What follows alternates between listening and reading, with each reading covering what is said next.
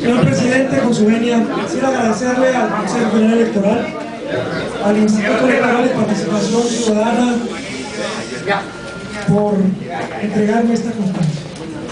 Muchas gracias. Son tantas las gracias que quiero dar, espero que no se vaya nadie. Primero a mi partido, el Revolucionario Institucional, por la confianza.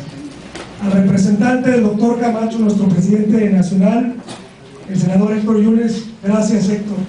Mi presidente estatal, Nancy Sánchez, diputada, gracias. Mi presidente del PRI municipal, José Luis Hernández, gracias.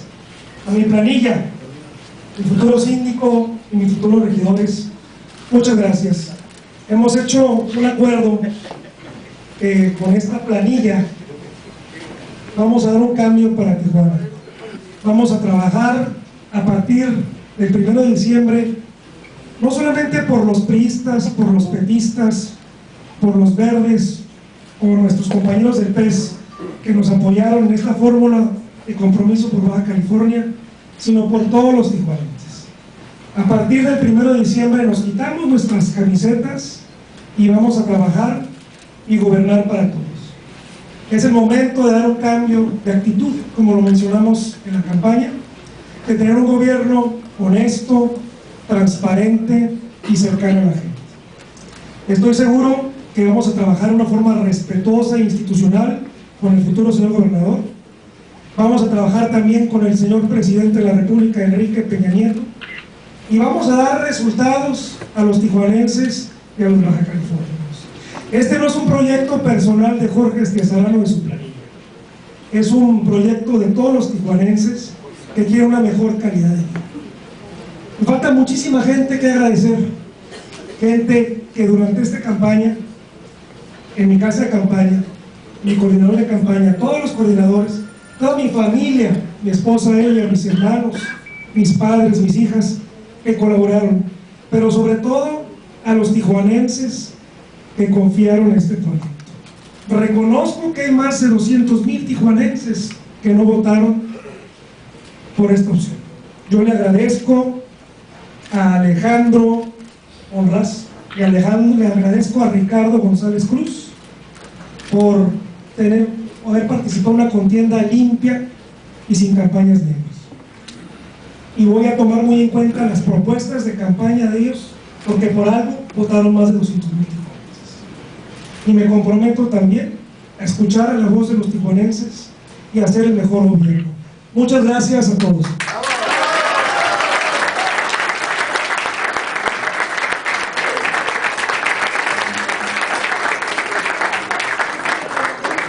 Bien. Este consejo declara un receso hasta las 11 de la mañana. No hay tal. Nosotros hicimos un trabajo casa por casa por prácticamente muchísimas colonias de Tijuana.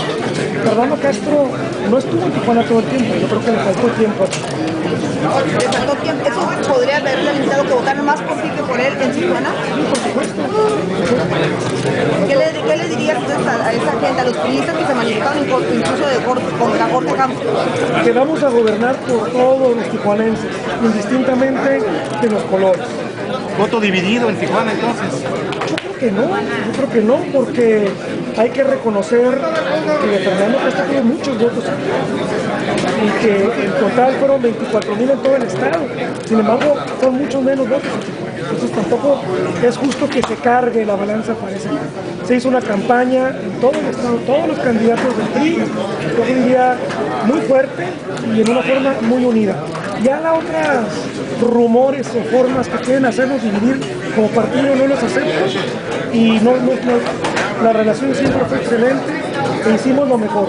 Y simple y llanamente la población californiana decidió. ¿Qué viene para los tijuanenses durante los próximos 3 años? Para los próximos 3 años un gobierno muy transparente, muy honesto y muy cercano.